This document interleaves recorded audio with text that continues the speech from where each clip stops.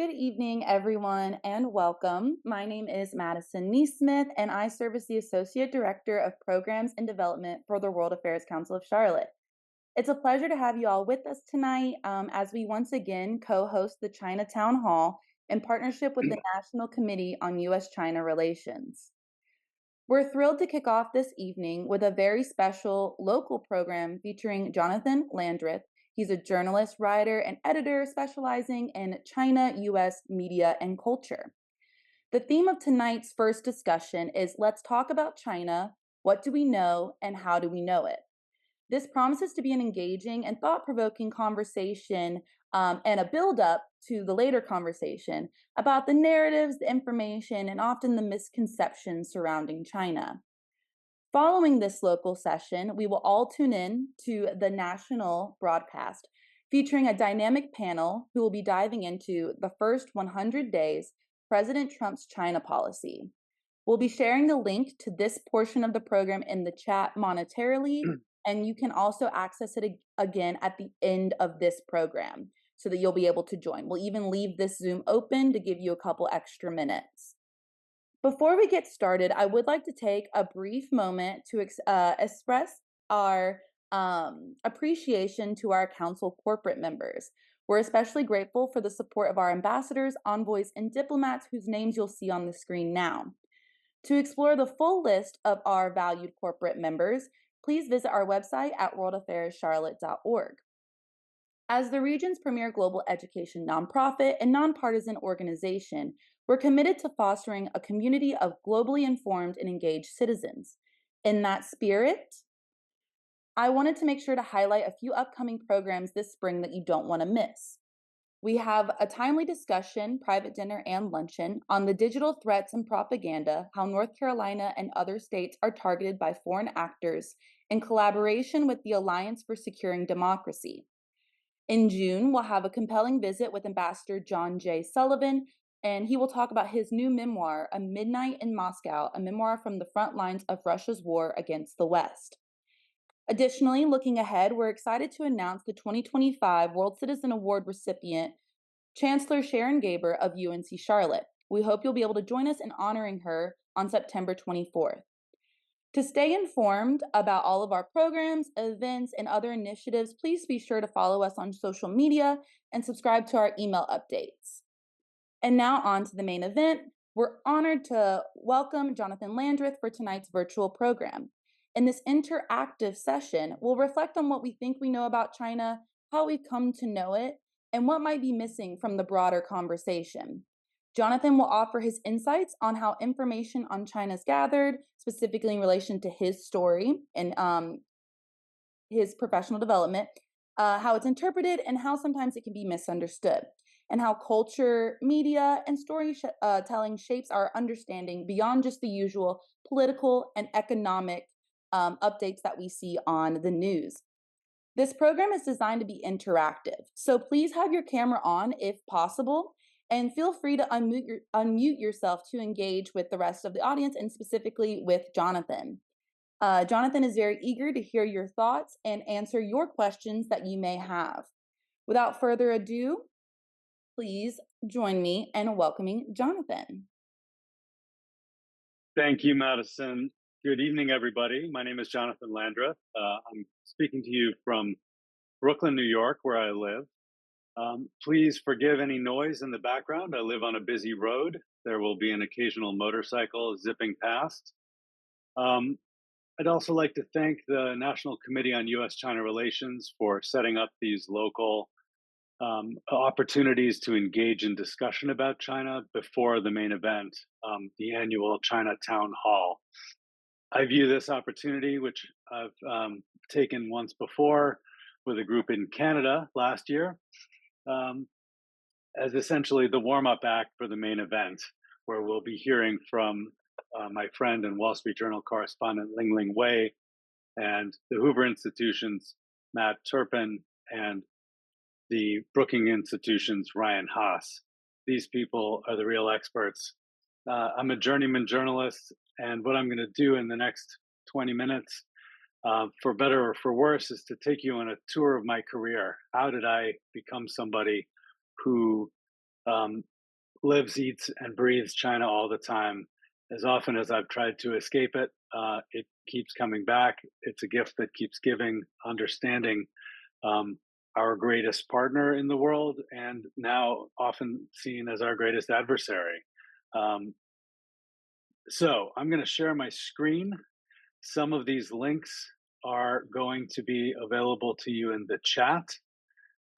Let's see. Here we go. And here we go. And there. Someone nod and let me know if you can see that. Yes, you can. Okay. So this is my whirlwind tour. Um, in the summer of 1988, I graduated from high school in Los Angeles and I went to Hiroshima, Japan. At that time in America, people wanted to study Japanese. Nobody was studying Chinese, or virtually nobody. So I started studying and I went to Hiroshima. And then I went to Berkeley as an undergraduate, where that summer, after my first year in Japanese, I took an intensive class. And in the Asian languages department at Berkeley in June 1989, there was one morning a lot of noise from across the hall in the Chinese department. And we would learn that on June 4th, 1989, hundreds of student protesters had been mowed down by the People's Liberation Army in Tiananmen Square. And as a college student who was studying an Asian language, um, I shifted gears and started studying Chinese. Um, and I took a real interest in what was happening in this country about which I'd had little interest. Um, After graduating, I moved to New York City, where I started work as a book editor, and I was working on books related to Asia and a few related to China. And I was lucky to be introduced to a gentleman called Orville Schell, whose name may ring a bell if anybody watches the China world. He's kind of one of the eminence grise of China scholarship. He's been a journalist who I'm proud to say I've known now for 30 years. Uh, Orville wrote wonderful books like Discos and Democracy some years ago about China and its approach to the modern world. And then more recently, Wealth and Power, um, which is about China since Xi Jinping. Um, Orville introduced me to a couple of Chinese dissidents who were at that time recovering from the events of summer of 1989. Li Lu and Chai Ling, they'd been leaders of the student democracy movement, and they were pitching book projects in New York City. And as I was a book editor interested in China, I got to meet them both. He also introduced me to a gentleman called Scott Savitt, who is an American who by that time had been living in China for some years, running a magazine called Beijing Scene, which I just highlighted there on your screen. It was a little illegal samizdat newspaper looking at where Americans studying in China and Chinese studying English in China could meet around arts and culture, subjects that were sensitive but not forbidden, allowed for cultural exchange. And I gave Scott his first book contract for this book called Crashing the Party. That was in 1995 or six. And he was late delivering the manuscript. So I convinced my editor in New York to let me go to China to take over Beijing Scene. Well, while I was on the train from Hong Kong to Beijing, uh, due to arrive June 3rd, the eve of the anniversary of June 4th, um, the police confiscated everything that was in the office of Beijing Scene. So I arrived planning to edit his magazine so he could finish his book and discovered that there was nothing to edit because the police had taken it away. That was my introduction to the way media can be very sensitive in China and the way that foreigners' involvement in media and storytelling in China was not always welcome. That summer, I also met Jeremy Goldkorn, whose name will come up again a couple of times in the next few minutes. He's a young South African who was living in China at the time, and he worked for Beijing Scene as an editor with me.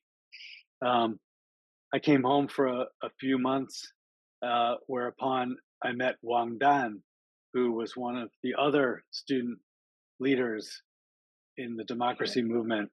I happened to be living in an apartment in Manhattan, and one morning I woke up and there was a stranger in my kitchen.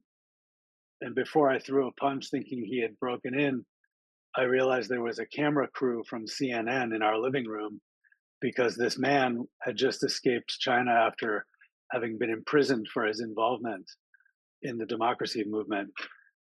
I've always been sort of in the right place at the right time by accident in getting to meet these people. Um, Understanding and growing to understand the importance of the ability to speak freely came through meeting like people like Li Lu, Chai Ling, Wang Dan. I went back to China later that year and took my first job as a newspaper reporter at the South China Morning Post. This was at a time when Bill Clinton was visiting China and U.S. China relations were really looking up. Um, my roommate that summer was a young Chinese from Dongbei, from the northeast Rust Belt of China, who had learned to take apart and put back together Macintosh computers. And he regularly wore a t shirt that said, "Meet the future." And he now lives in Silicon Valley, no accident. Um, but that summer, not only did Bill Clinton and Jiang Zemin, then head of the Chinese Communist Party, have a candid conversation, the words the Dalai Lama were mentioned on live television. Um, and I rushed out to Beijing University to speak to Tibetan students about this miracle. Um, I mentioned these things that were possible back then because in today's environment, they are nearly impossible. But we'll get there. In 1999, I enrolled at the university at Columbia University's Graduate School of Journalism, and after a year of grueling networking and editing by some of the hardest editors I've ever had, I landed a piece in the New York Times Magazine, which was an interview with Li Hongzhi. If anybody knows what the Falun Gong is, it's a spiritual movement, often practices Qigong in public parks wearing yellow t shirts. Um, that summer of '99, his group in Beijing staged a sit in outside the compound in Beijing, something like the Chinese White House, Zhongnanhai, right off the Tiananmen Square. And they staged a sit in that was unannounced and unpermitted. And it really startled the leading Communist Party. And the leader of this movement, the Falun Gong, agreed to meet me in a Battery Park City apartment building where an interpreter from the United Nations, who was a follower of his movement, um, worked with us to get this question and answer in the New York Times. And that's when I felt like my China journalism career really launched because he was so notorious a figure that people were wondering how I'd gotten to him. Well, the answer was I just followed his followers around. I went and found the Chinese people and people who were interested in him and what he had to teach, and just hung out with them as often as I could. Soon after that, I helped to start what would be sort of a proto China news website called Virtual China. We had a little office off Wall Street. We raised some venture capital, and we were regularly scooping the Wall Street Journal as the founding fathers of the Chinese internet, people like Charles Zhang of Sohu, were coming through Wall Street looking for money, holding out their hands saying, "Hey, this internet thing is going to be really big in China. You don't understand. You should give us money now." And a few of us who were running this tiny little website spoke Chinese. We talked to the people involved, and we broke some of those early stories about what would become the largest internet companies on the planet: Sohu, Sina, NetEase. From there, I joined Reuters and took a detour into covering Wall Street and the pharmaceutical industry and 9/11. Um, I transferred to Singapore with Reuters as a means to get back to China. with a steady job. Um, and I started covering the Asian oil trade. What does that have to do with China? Everything. And in some strange way, sitting in Singapore for 2 years, covering the price changes in oil flowing from the Middle East through the Malacca Strait to southern China's factories, taught me more about how big China was going to be, and how dominant it would become in the world economy than anything else. I then made what may seem an odd transition to becoming the Hollywood Reporter's Asia editor in Beijing. I did grow up in Los Angeles. I do love movies, but what the heck was the Hollywood Reporter doing in China, you may ask? Well, in 2004, Warner Brothers and the Creative Artists Agency were opening offices in Beijing. Like every other industry, people were interested in selling things to the Chinese market, which in America included our greatest piece of soft power, the movies. If you go to China back then, people were watching movies on VCDs, illegal copies of Hollywood movies that were often poorly subtitled, sometimes dubbed. And Hollywood wanted a piece of that market. Those discs cost less than $1. By the time I left Beijing in 2012, China writ large had gone from a country which had very few state of the art movie theaters to more multi screen, multiplex, state of the art theaters with massage chairs and crystal bowls for your popcorn than any country on earth. Hollywood had become addicted to the Chinese dollar and the box office, uh, highlighted by James Cameron's Avatar hitting the top of the box office in China, really taught me a lot about how much China wanted to engage and understand the West through our movies. It wasn't easy. A lot of them got censored, many of them got banned, but it didn't change the appetite from Chinese people for American culture. Um, that said, I also got a chance to meet a lot of Chinese filmmakers and directors at film festivals around the world when their films were not playable in China because they were telling real stories about real Chinese people. Um, we'll get to a couple of my favorites later in this little chat. Um, in 2010, I transitioned to being freelance again because the story about media in China and the appetite for cultural exchange through soft power was big. And I had been focused on it for 6 years, sometimes all by myself. So I started freelancing for the New York Times, the Wall Street Journal, the Los Angeles Times, mostly writing about media. In 2012, the smog got to us. My daughter and her mom and I moved back to the United States with a job offer from the Asia Society. The Asia Society was launching a website called China which was run by none other than Orville Schell, the gentleman who was my first introduction to these Chinese dissidents years ago. He still is the Arthur Ross director of the U.S. Of the Center on U.S. China Relations at the Asia Society in New York.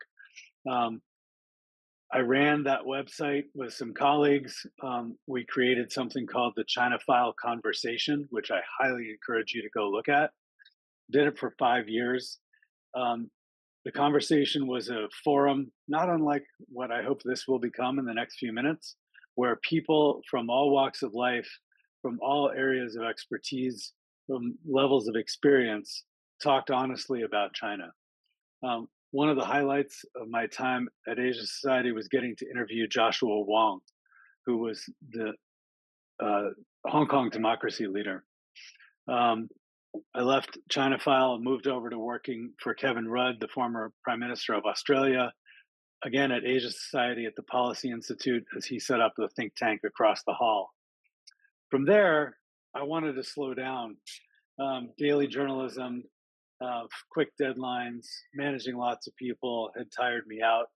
And I went back to my roots in books, and I worked with a unlikely character, a billionaire Chinese businesswoman, U.S. Khan, who wrote a book about having brought lipstick, literally lipstick, to China after 1989.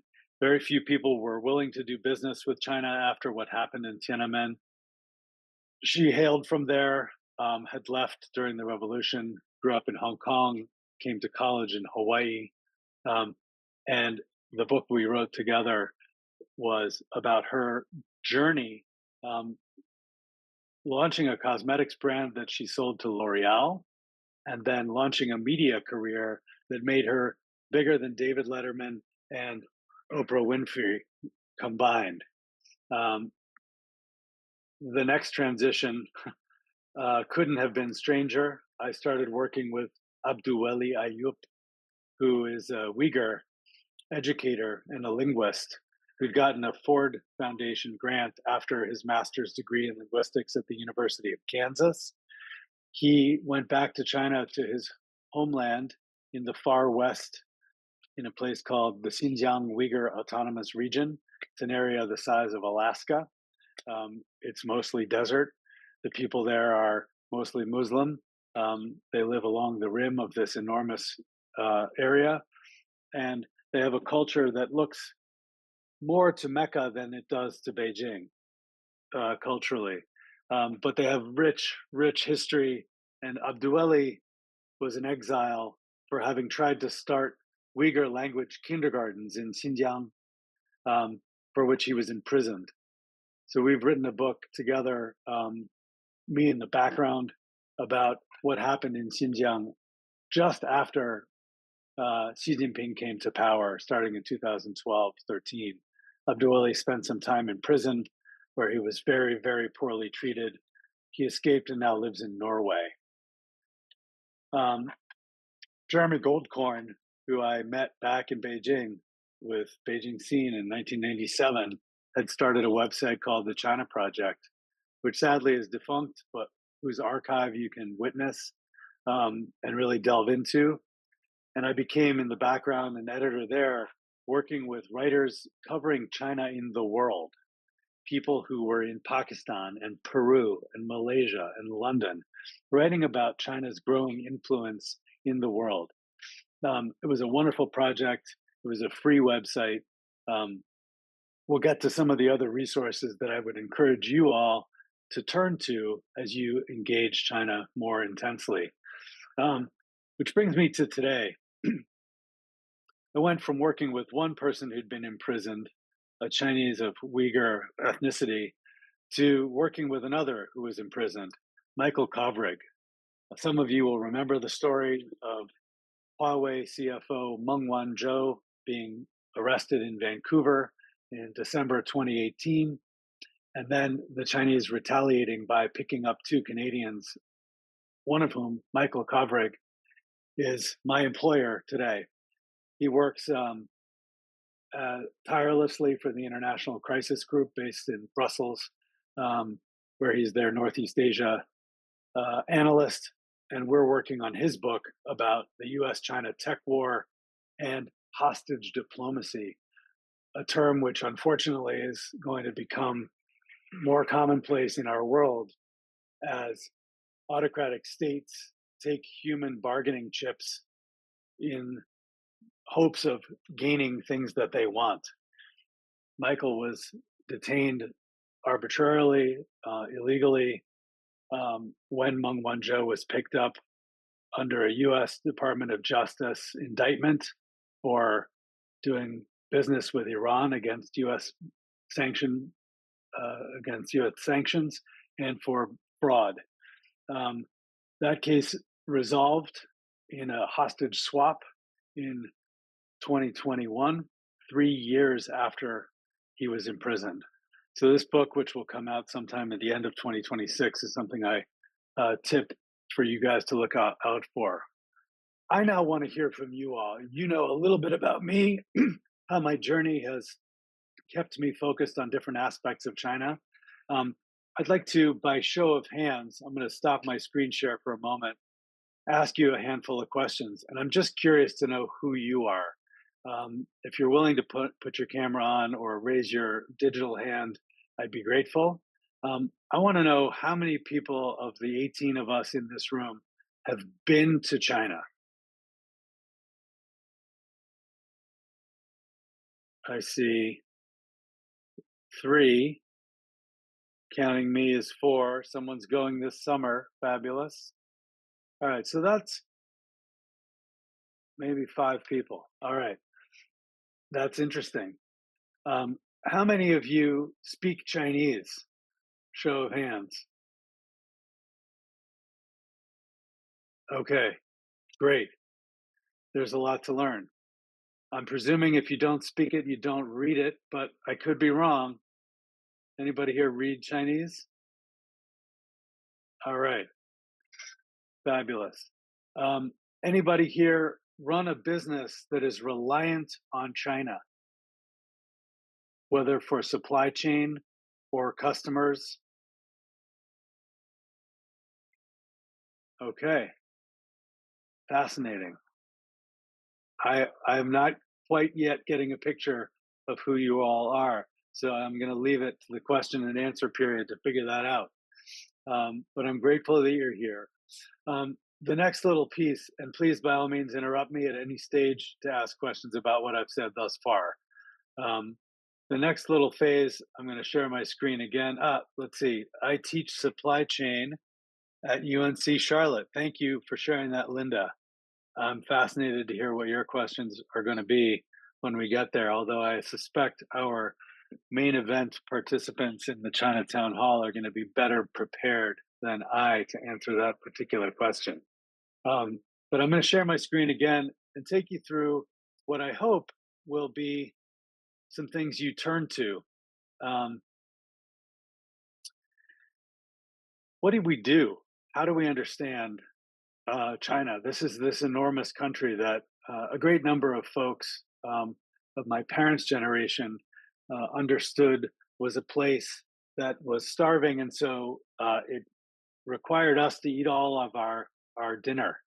When they were kids, if you didn't finish your food, their parents would say, "Don't waste your food. There are people starving in China." Um, I grew up understanding China through Hong Kong gangster movies. So I had a little bit of a understanding, but it was pretty flashy and it was in Cantonese. I don't speak Cantonese. I speak Mandarin. Um, how did I gave you a tour of how I sort of accidentally became addicted to understanding China.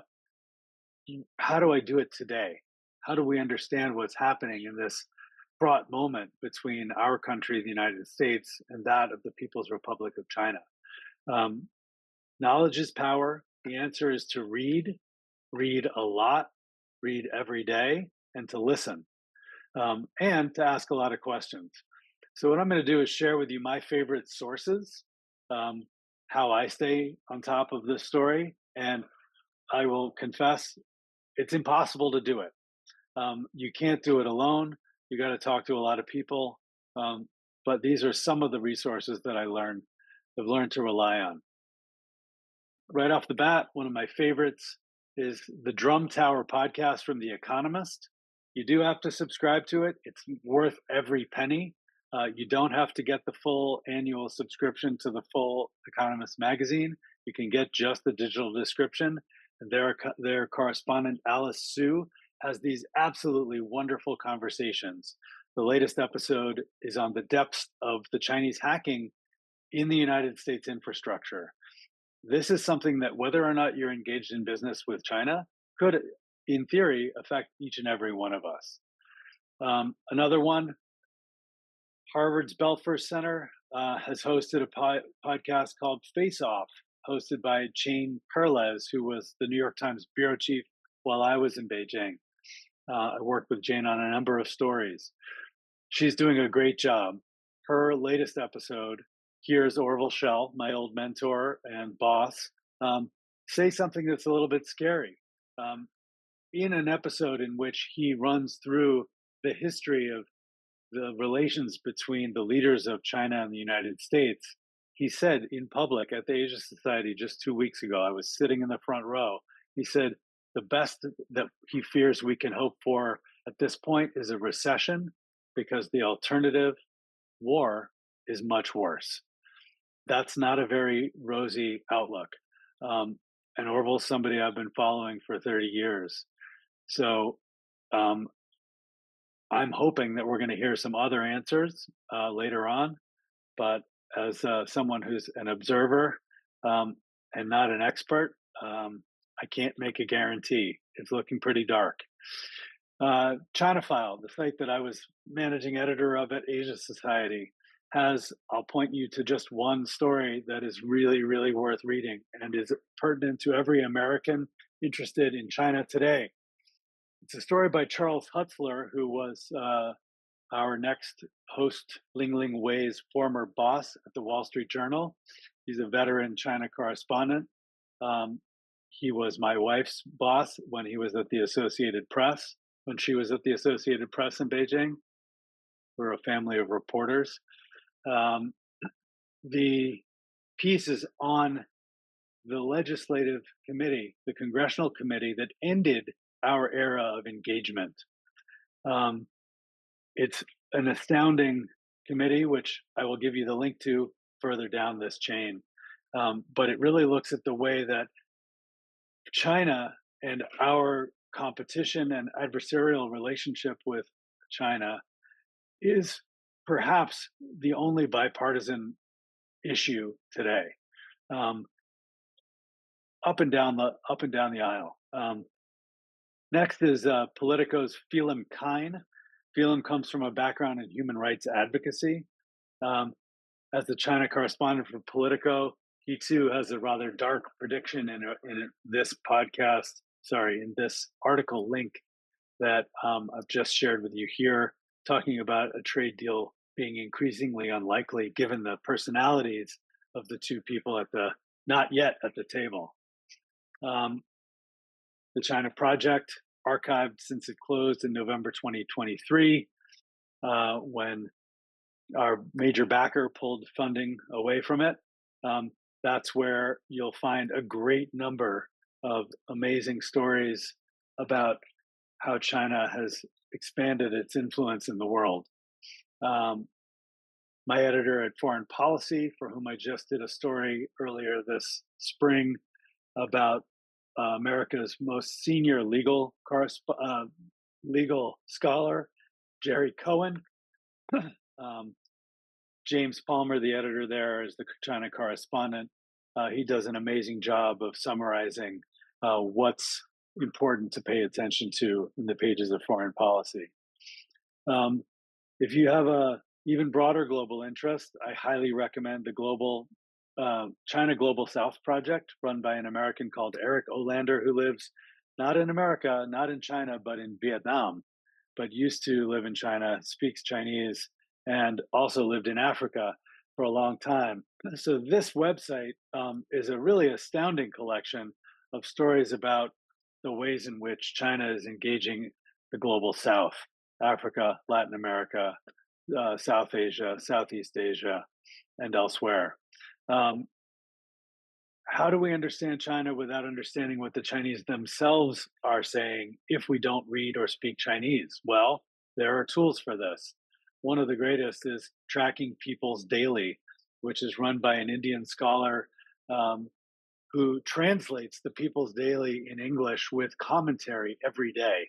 And you can get that via the Substack app, and understand what the official position of the Chinese Communist Party is on a given issue, on a given diplomatic mission, on a given disaster, on a given trade move, etc. It's important to actually listen to the leaders of this other country that we're so interested in. That said, it's often difficult to understand, particularly the economics of China, particularly since a great number of pieces of economic data have been hidden behind a firewall since Xi Jinping came to power. It is now often illegal to export economic data outside of China. However, a gentleman called Robert Wu, who is a Chinese national, and his colleagues have figured out a way to do it without getting into too much trouble. Robert's website, Baiguan, is one that I highly recommend. It's in English, it's clearly written, it's an incredible resource for understanding economic trends in China. When you hear about China, you hear about social media, TikTok, TikTok videos drive me nuts. I don't watch them that often, but the social messaging app that is sort of the Twitter or the X of China is called Weibo. If you're not on it, that's okay. If you don't read Chinese, you can read this website called What's on Weibo to get a sense of what the most popular messaging app in China is telling us about trends. Understand that a lot of those messages, after they get too popular, get censored. And this is a message which, will be uh, forever a big part of how I describe why China fascinates me because we are blessed with freedom of the press, such as it is in this country. Although it is under attack at the moment, we can still say what we want in the public square without being afraid of getting censored or even picked up by the authorities. That is not true in China, not at all. So sites like What's on Weibo are very important for us to understand what the average Chinese who's using a popular messaging app are actually interested in. Um, Two more sites on that tack are the China Media Project, which used to be run out of the University of Hong Kong, and due to the national security law, has since been moved to the United States. The guy there, David Bandersky, is an American scholar. He does an incredible job of interpreting Chinese media, uh, both translating it into English, but then reading between the lines and helping us understand what trends are capturing the interest of your average Chinese reader. Same goes for China Digital Times, where the physicist and human rights scholar Xiao Qiang at Berkeley, my undergraduate alma mater, runs this site called China Digital Times, which helps us understand Chinese media writ large. Um, New York Times former Shanghai correspondent David Barboza runs a website. It's a paid site, so you got to pay for it, called The Wire China. It's profile business journalism, big trends. You'll get all of the sort of most famous business people doing China business talking about what's going on there. Well worth the read. Uh, it's a paid site. The China Books Review, another product of my former mentor, Orville Schell, takes what the New York Review of Books does for books in English and focuses in on all of the books that are coming out about China to keep tabs on particular areas of scholarship. A great site.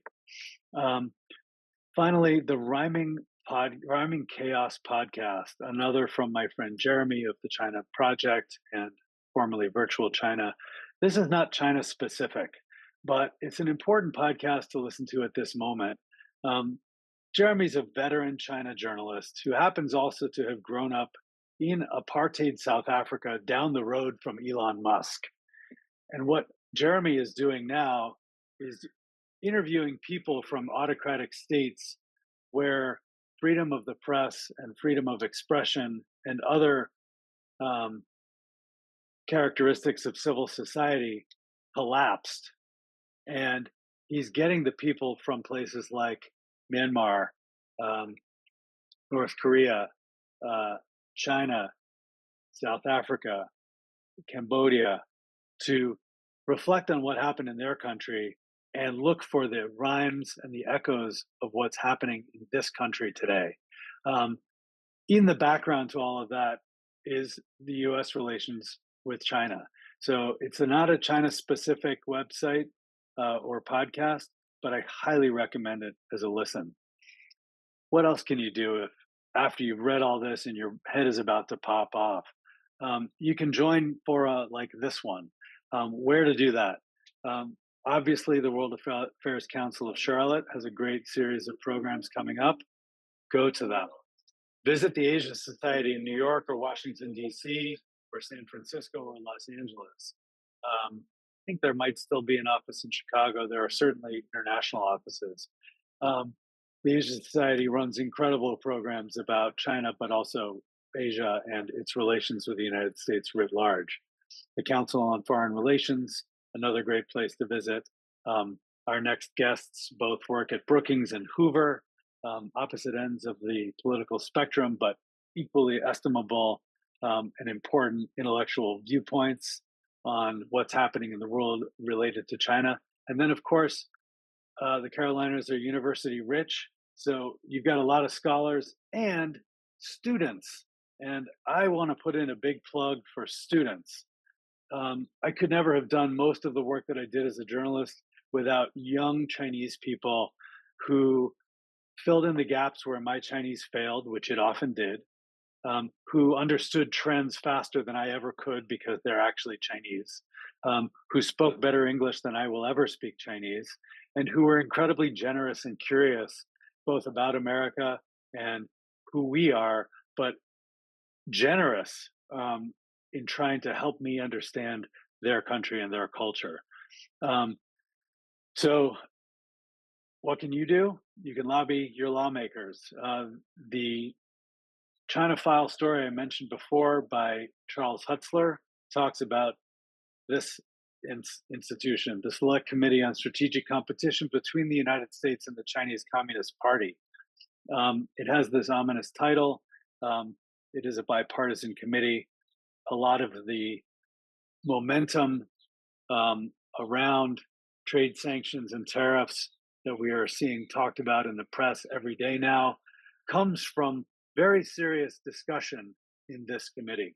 Um, what has been done with that from the White House is another matter, which I imagine we'll be hearing about in the next session. But their reports on this website, if you really want to understand what your lawmakers are doing around China, this is where to find it. Find the source material. And let me tell you, um, that was certainly not something you could do in China that easily. And may not be something you can do in this country if the current administration continues to wipe um, government websites. I see a question box. Um, have a question for the Jonathan? Type it below. That's I don't have a question for me, but I'm getting a sense that might be time to wrap up. A couple quick other things you can do: lobby, as I said, lobby for the Fulbright scholarships to come back. If we're not sending American students to China to understand China, we're shooting ourselves in the foot. We really are, in spite of the difficult relations at this moment.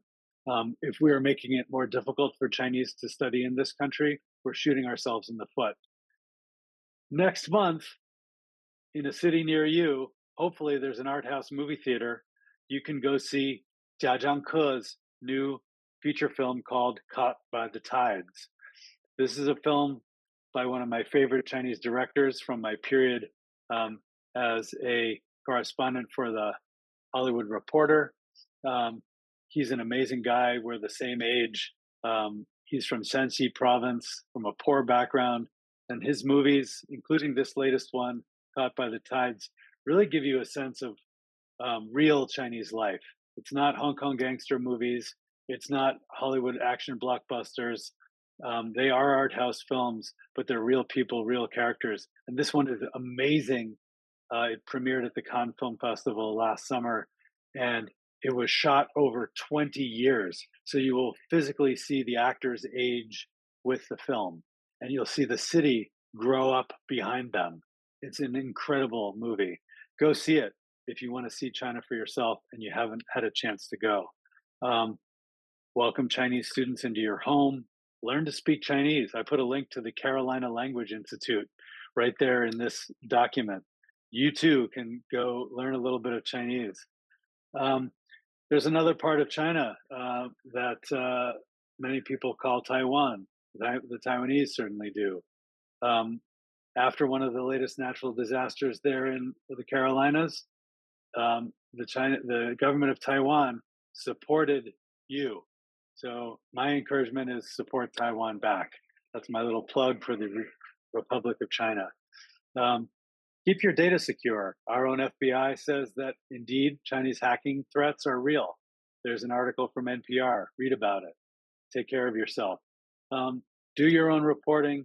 Email me. Stay in touch, and watch for the launch next year of my next job, which is with Michael Kovrig, the formerly imprisoned Canadian diplomat, whose book we're working on. We're launching a consulting business called global network for strategic effects. That's enough out of me. I don't know how much time that took, but I'm open to any and all questions. I'd love to hear from you and get to know who you are and why it is that you're here tonight. I'm going to look through the chat here. All right. Thank you for posting the links, Charlotte. I'm very grateful. I hope that you guys will avail yourselves of some of these resources. Um, let's see. Does anybody have any questions? There we go. Scott. Yeah, Jonathan, thank you very much for going through all that. My first visit to China was in the 1990s, and this was a time when they were just starting to become a global power, so very new to the global scene ultimately. And so, if you think back over that time frame, it's only 30 years ago, ultimately. And I really liked at that point they were quite, I'm going to say, collaborative with the business community, collaborative from an education perspective, collaborative even socially, ultimately. And so I'd love to hear your perspective on, were we bound to end up where we are right now? Or what's happened in that 30 years to drive us to this kind of a very adversarial type of relationship? Big question. Thank you, Scott. I really appreciate that. I'd be very curious to know where you went in China in the late 90s, or was it Yeah. the early 90s? Yeah, it was the early 90s, and I was both in Shanghai and the Shanghai region, Yeah, southern China down near Hong Kong, Guangzhou, and then Beijing. yeah, Beijing was one of my first experiences with Tiananmen Square and how the military yeah, can come in and just block off all the traffic around that very important square. So that was an interesting story. yeah. Were you there as a tourist or on No, business or as no, a it's business. studying? In I business. see. Yeah. Gotcha. What happened? Good question. Listen, uh, I remember sitting in a dumpling shop in Beijing reading a book called Lenin's Tomb by a guy called David Remnick, who was then the Moscow correspondent for the Washington Post. He is now the editor of the New Yorker magazine. And I was sitting in this dumpling shop. It was a grimy, dirty little but delicious dumpling place outside Beijing Normal University, where I was studying Chinese. And an elder Chinese gentleman, I was 27 at the time, and a man probably my age now in his 50s, came over to me and said, in a really surprising, plummy British accent that he had learned from British missionaries, "That will never happen here," he said. And he was referring to the collapse of the Soviet Union that the book describes. Um, it's a wonderful book. Um, and it really was something that when that happened and the wall came down, Beijing paid attention. Um, and that collaboration you described in um, on a personal level, certainly in an educational level and on a business level, was a recognition, starting with Deng Xiaoping, but then with almost every premier after, up until Xi Jinping, um, maybe slowing down with Hu Jintao, um, was an acknowledgement that China needed to be a part of the world and needed to catch up. So the level of collaboration was really fraught and anxious. And I went to the University of California, Berkeley, as an undergraduate. That's a campus of 35,000 people, a full one quarter of whom were from Asian countries, and about half of those at that time in the early 90s were from China, and most of them were engineers. And many of them are now in the upper echelon of the Chinese Communist Party running provinces. Graduates of my university, University of California, public university in America.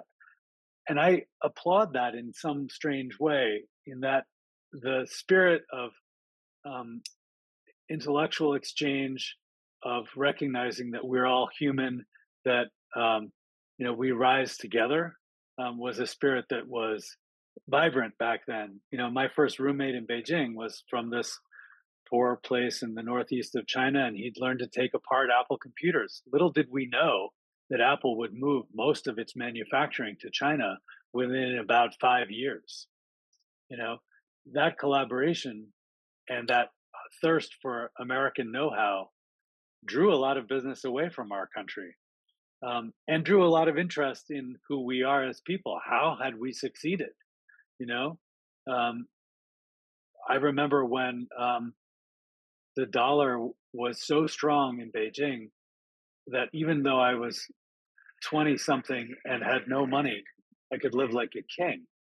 By the time I left, I was paying more in rent in Beijing than I was in New York. Um, very, very rapid. Um, I don't know that I've answered your question, but those are the thoughts that come to mind. Um, I do long somewhat nostalgically for a period when Chinese and Americans don't look at each other with such suspicion, and that's why I encourage, more self-education, more reading, and more engagement, even if it means, and I kid you not, going to the local Chinese restaurant and getting to know where these people who are in your community, no doubt, and actually know where they are.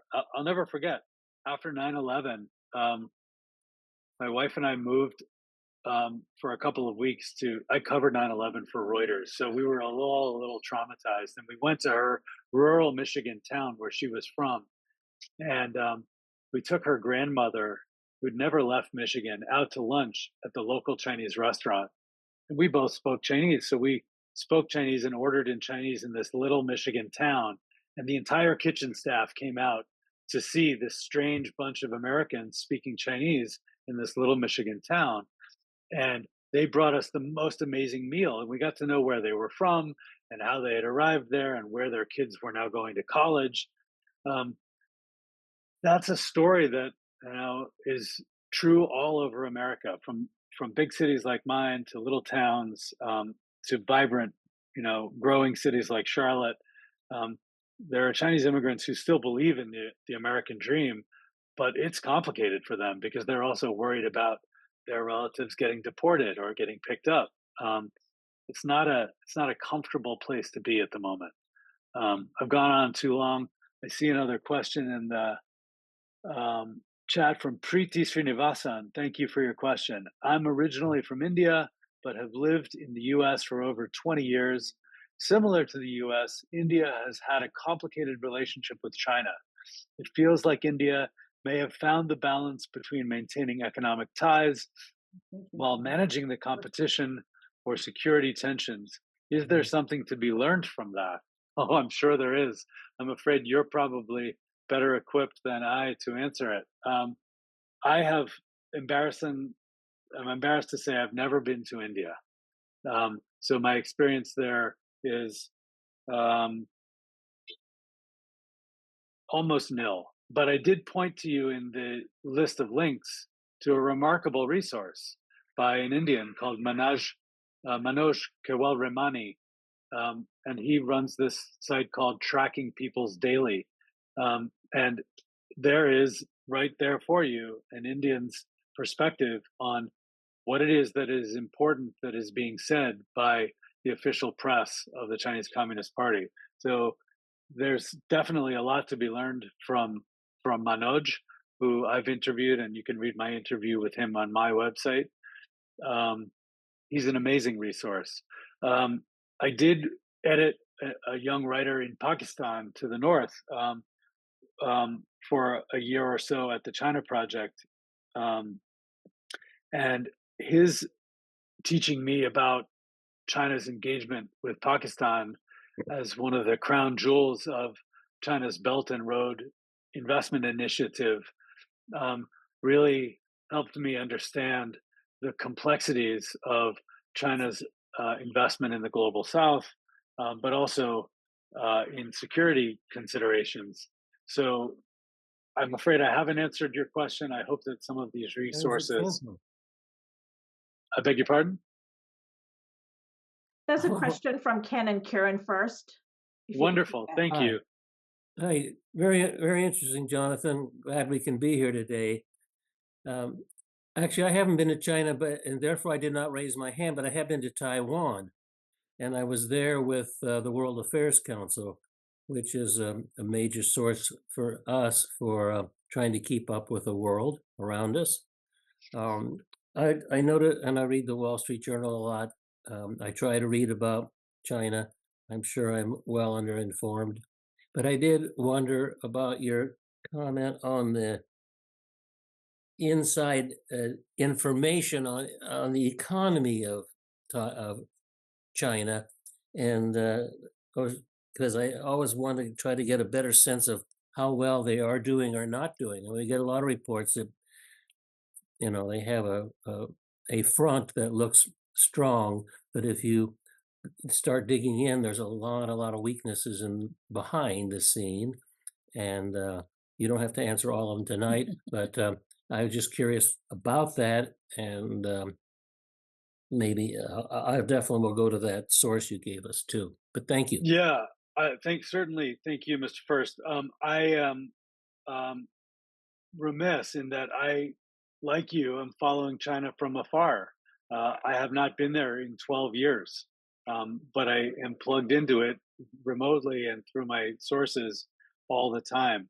Um, Reading what's on Weibo, reading Tracking People's Daily, reading the Wall Street Journal, reading Baiguan in particular, perhaps, will give you a sense from Chinese data journalists what it is they're seeing in economic data that they are allowed to share. Um, you know, it was remarkable. It was not 18 months ago that youth unemployment data in China was stopped from being published. So we no longer know officially how many young people are unemployed in China. That's a remarkable lack of transparency in such a populous country. Um, it is sites like Baiguan that will help you, I hope, see a little bit more clearly what's actually happening. And then we have time for one more question. I think John Gallus had one, and then um, everyone should have the link as well to the next program in the chat. And as Mr. Gallus prepares his question, I'll just remind you all that my email is in my little video square. It's also at the bottom of a document that Madison and her team at the World Affairs Council will share with you. And any and all of you are welcome to stay in touch. I'd really appreciate that and learn from you what it is your concerns are about U.S. China relations. Mr. Gallus, over to you. We have a very active Asian business organization in town here, or in the two states of North and South Carolina, and they've reached out to engage American businesses pretty rapidly, and they've been very cordial, very open, very honest with us. We even had the Chinese ambassador visit Charlotte for a New Year's celebration, and as well as a conference. And we see a lot of interest in there, but what we don't hear about is foreign direct investment from China. In the 80s, when we were fearful of Japan and Germany taking over the American business success, we turned to foreign direct investment, and they both countries have answered very confidently about participating in the American economy. Is there any chance from your perspective that some of that foreign direct investment from China might be in our future, where there can be greater engagement between the nations? I'm afraid that's a question for the man in the White House. Um, yeah, I wish I could say that I knew the answer to that. What I've learned in studying China for as long as I have is that the more I think I know, the less I actually do, um, which is what keeps it interesting. You know, I I can bet that, for instance, now this gets onto the project I've been working on for the last year. Um, Michael Kovrig, the Canadian diplomat who was arrested in 2018 as a retaliation for Canada and the U.S. picking up the CFO of Huawei, Um, Huawei is the largest telecommunications equipment manufacturer on the planet. They were trying very, very hard to provide 5G infrastructure to this country. Um, because of reports from our own intelligence services and a concern about hacking and data security, there was a lot of lobbying done under Trump 1 to prevent that from happening. So I think that investment would have come if we had let it, with a certain security risk, which has been proven elsewhere. Um, there are a lot of allies, Five Eyes allies in particular, who have followed the U.S. lead in blocking Huawei. But I will tell you, it has not hobbled the company at all. It is still enormous. It is still growing. So it is a very interesting and delicate balance between security concerns around data security that, to be frank, we all learned about when Edward Snowden taught the world that our government was doing it. So if we are capable, why would they not be capable? And that unleashed the concern about companies like Huawei and the investment that could easily have come, but was probably stopped prudently.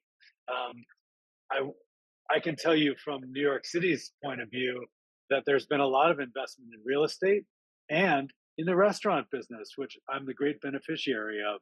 Some of the best Chinese food in the world is in New York City today. So come and visit us. And I'm going to give it back to Madison now. Thank you all for being here. I really appreciate engaging with you, and I hope we'll get a chance to stay in touch. Please listen carefully to Ling Wei, Matt Turpin, and Ryan Haas. They're the real experts. Thanks very much, World Affairs Council of Charlotte.